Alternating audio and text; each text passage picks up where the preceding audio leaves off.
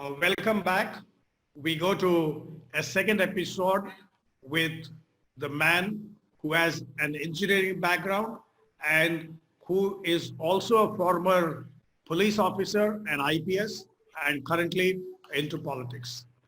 Uh, we will talk with him today about what is his vision for India in 2030. I will pick up three segments Yeah. as how our economy is generally split in two. I would like you to tell us what do you think are the developments that you would like to see in agriculture and maybe comment on the bills that have now been passed Yeah. in Parliament. Yes. Because basically India lives in villages, and also Indian culture is agriculture. I keep repeating that because our whole economy, even if you see the history also, India, we were revolving around the villages and also the agriculture. If you see during COVID also, first quarter of this year, all the other sectors are in a negative growth phenomenon, but agriculture is the only sector which has shown a positive development and also a 3.2% increase. It is a positive thing. So always agriculture and the rural areas have survived, and they are always with us. If you see, there are about 6 lakh villages in the country, and more than 55% of the Indian population still sustains on agriculture. And also, if you see the agricultural production, it was about 50 million tons when we got independence. Now the 2025 target is about 300 million tons. This all was possible because of the Green Revolution. So we should not forget a farmer. Whatever may be his condition, if he is incurring in losses, but he always say, I am there for you. I am there to feed you. So this is what is the concept. If you go and meet, because I keep working with so many farmers, and we have started a farmer producer organization also. We have brought about 300 farmers together, and we are running a FPO in Andhra Pradesh. So I got to closely work with the farmers, and they are ready to serve the nation. And also, if you see on the other side, if you see, we are almost having 65% of the population as the youth. Now, how to gel these two things? Because many of the youngsters, they don't want to get into agriculture. Now, how to get them back into agriculture? So this is one of the challenges what we have. And I keep preaching to students, as I mentioned in the earlier part, to come to politics. And I also tell people, youngsters, to get back to agriculture. So this is how I visualize how it should be. And talking about the three bills which have been enacted. One is about lifting this on the essential commodities, on the storing quantities. The second one is about now agricultural or farmers can go anywhere and they can sell their produce. And the third one is about the contract farming. Before you start the cultivation, you can get into an agreement with somebody. All these three bills, as you have mentioned, and they have been passed now, they will become the legislations. I always say that we need to actually test in the field, because many of the legislations what we have brought as acts, when it comes to implementation part of it, the main problem in our country is the implementation. And we enact so many acts, and finally when it comes to implementation, we have a problem. We have enacted this APMC Act in the year 2003, Agricultural Produce Marketing Committee Act. But now you see down the line, we are saying that now farmers need not have to go to APMC because of the operational difficulties. So now all these three enactments also need to be tested. And also one point we should remember is around 85% of the farmers are small and marginal farmers. They have areas, they have the agricultural fields less than 2 hectares. Now, where this gentleman is going to sell his produce, that is one thing we have to understand. Always a private sector, they always want to get profit. Profit is the motive which operates with the private entrepreneurs they operate. Now they coming in a large number into agriculture, whether it is going to affect the food security is one thing to be seen. that's why there was a great demand going on in the country that these three bills should have been referred to a select committee and we would have taken more time for discussion. That's why if you see, agitations are going on, especially in Punjab and Haryana, which are very big agricultural hubs. So now the test is that how effectively we implement and how effectively we implement in the field. That is a big challenge to the government also. And also let us see how the state governments are going to take it up. Because if you read the acts and all, on the face of it, it looks, but a farmer says, whether I am going to get my minimum support price or not. So what the farmer is asking the government is, let the private people enter into the agricultural field, there is no doubt. But when they enter into agreement, they should say that the farmer can get the minimum support price, whether it is a government buying or the private people buying. Even if he sells it to APMCs or if he sells it to some private person, his minimum support price as decided by the Swaminathan committee needs to be assured. That is what the farmer is asking. But these three enactments, they do not ensure this. So that is how the farmer is agitated. I think the government will take up this and will bring it, because ultimately if the farmer is happy and if his income is doubled, then only the nation can be happy. So that is how we need to look at as far as agriculture is concerned. Yeah. All right. The Prime Minister of India has been talking about Make in India.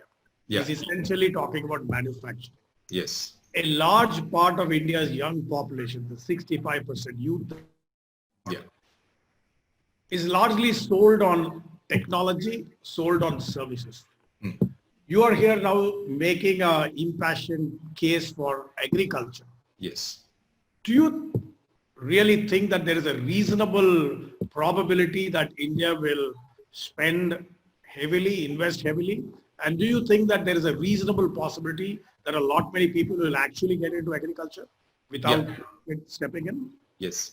A lot of people are getting into agriculture. I have seen many people resigning from this software jobs and they're actually getting into the hardware, that is agriculture.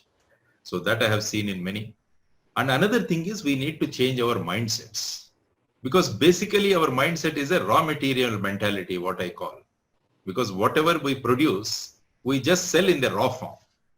Okay. So we need to have a different mentality. We need to get into conversion.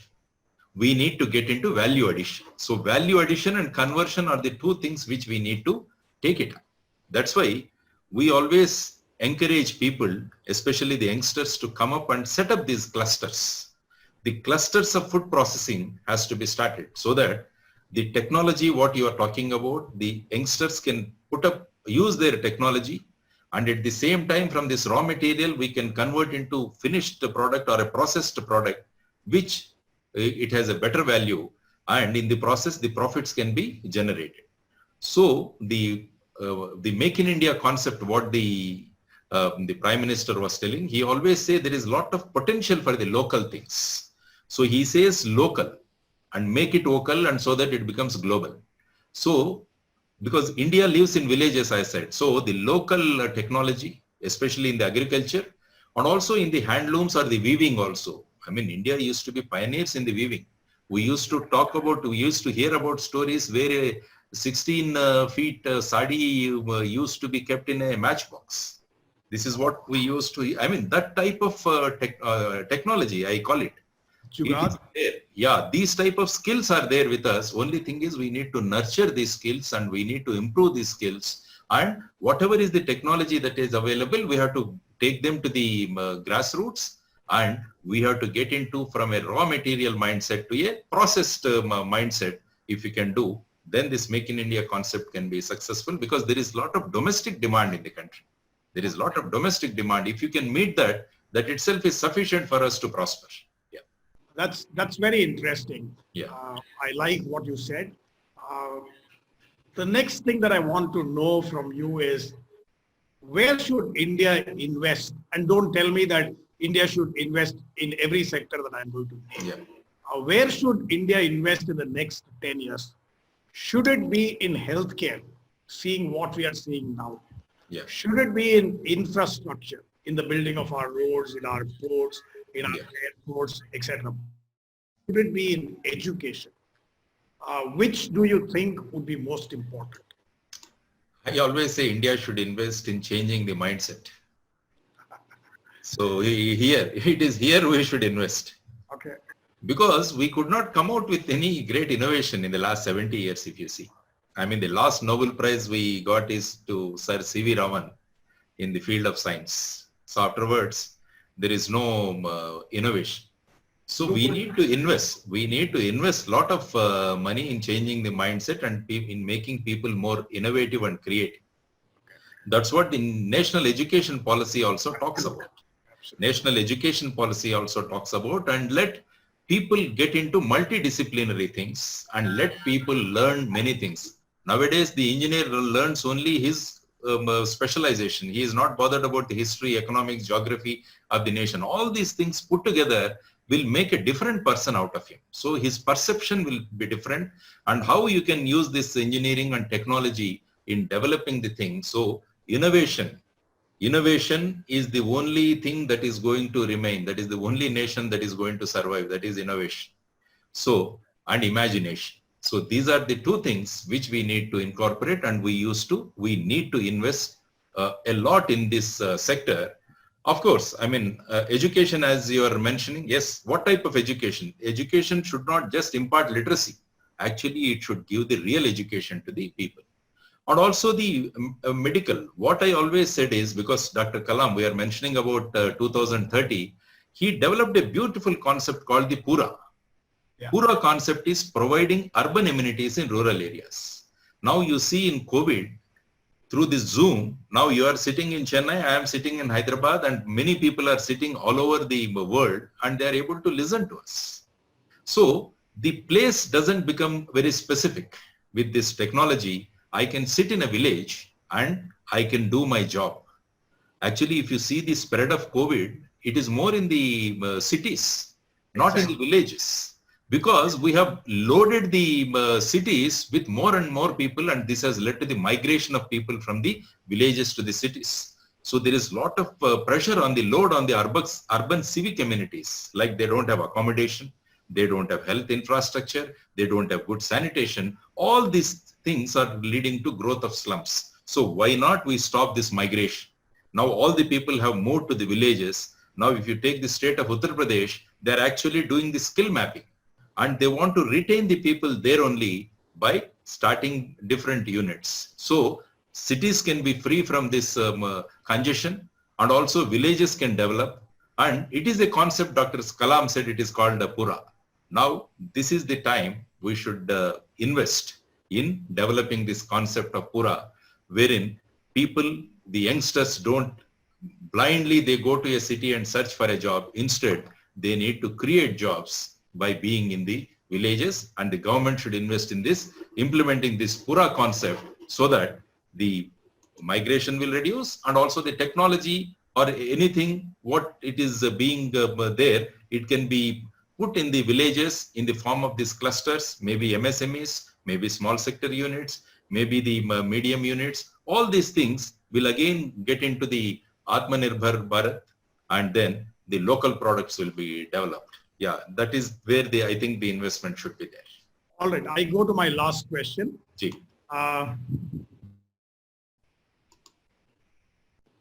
We talk about the environment. Yes. We talk about corporate profits. Are these two competing with each other for space?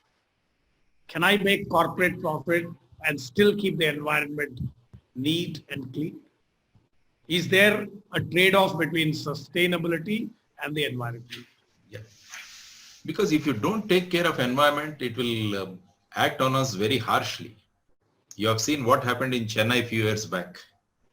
Yeah. And we are seeing what is happening all over the world in the form of hurricanes, in the form of tsunamis, and everything we are seeing.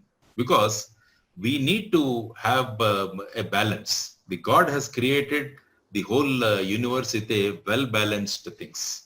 Man with a greed, he is getting into the environment, and he is getting into the nature and spoiling the balance. So we have, I mean, development is required, and also environment protection is more important.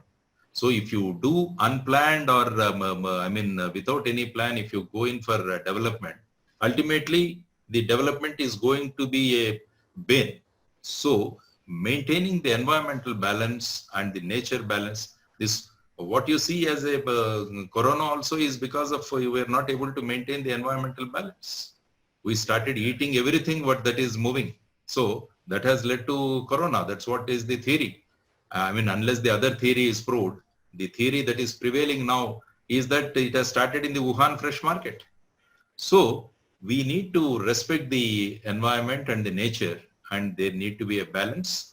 And more of infrastructure also, it needs to be very, very planned, and whether it is required or not. There needs to be a fine balance between the environment and the development. That is the responsibility of all of us, and also as citizens, it is our responsibility to see that the nature is protected and the biodiversity is maintained.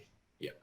I do sincerely hope that the vision of Dr. Kalam and your own vision that people by at least by 2030 should wear T-shirts that document India Yes. happens by 2030. And I hope that all of us live to see that day. Thank you very much. Thank you very much. Jai Hind. Bharat Mata Ki Jai.